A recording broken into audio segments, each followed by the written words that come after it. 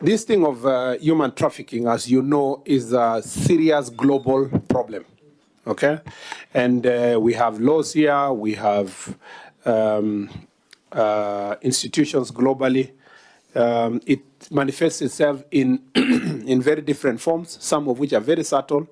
For example, if you're talking about the people who are going to Myanmar, Vietnam, and all those other countries, ordinarily they will just go through the normal recruitment agencies, and then the process is processed, and they're saying people are going there, they are going to do official jobs, and then when they reach there, they are used for sexual exploitation and other things.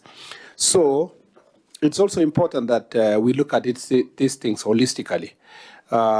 In mapping out, for example, the labor agencies, we need to have few registered non-labor migration agencies.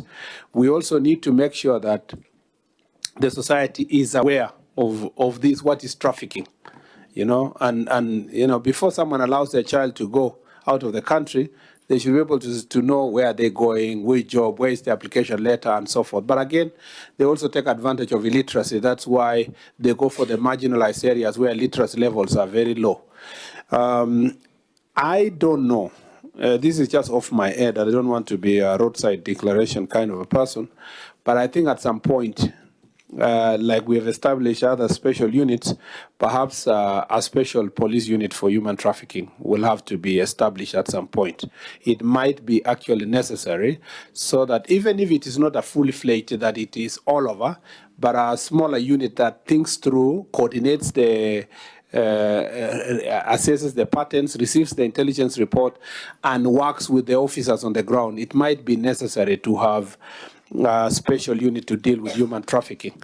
We already have a unit that deals with the anti-narcotics unit.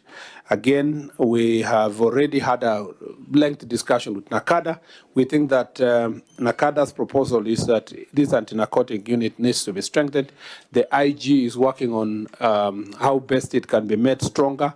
In his own words, in the words of the IG, he would like to see it to be at the same level with anti-terror unit, because also narcotics and drugs are becoming a problem with us. So in the coming days, we will be seeing a more bolstered, strengthened anti-narcotic unit. And I think that emanating from this discussion, a thinking around human trafficking unit might be necessary to confront the new challenges that we are facing as a country. As you can see, the cases I read here go back to 2020, 2019. It's been an old case. And then, as Vice Chair said, it's linked also to terrorism, among others. As you all know, that in Marsabit the other day, there was a major operation in Marsabit and Isiolo to dismantle cartel, drug cartel there, led by the OLF. And in the process, we realized that there are also elements of Al-Shabaab that are part of it, because they were involving themselves in acts of mining, at the same time human trafficking and drugs. And we are discussing about Kenyans getting lost, but we also know that these characters were using Kenya as a route for trafficking persons from Ethiopia, through those routes that have been mentioned, and sometimes also through Garissa to Tana River, then crossing Savo East towards Taita Taveta and to Tanzania in some cases, or through Kwale to Tanzania, or through the sea, because there are many sea points that are unmanned. So these are challenges that we must confront, and perhaps, as you have said, it is something we need to think through how best we can make it bigger and intergovernmental in nature, so that then if there's that unit for anti-trafficking, they will then have the human trafficking unit can also work together with the labor agencies to monitor the trends. I can also not emphasize the fact that most members here have said community awareness and civic awareness is extremely important. It's important for us as leaders to voice these issues continuously, and to ask religious leaders in every area as we come to use the Friday prayers, Sunday, Saturday prayers to bring awareness.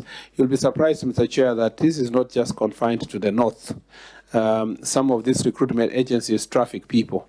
And there are even a number of cases from Kisii and other parts of the country, Nairobi, of course, in the people we have in Myanmar, Vietnam, and Saudi Arabia and other parts of the world. So it is something that we must continue labor migration without giving it a bad name through human trafficking. And that is, we must separate the chaff from the wheat.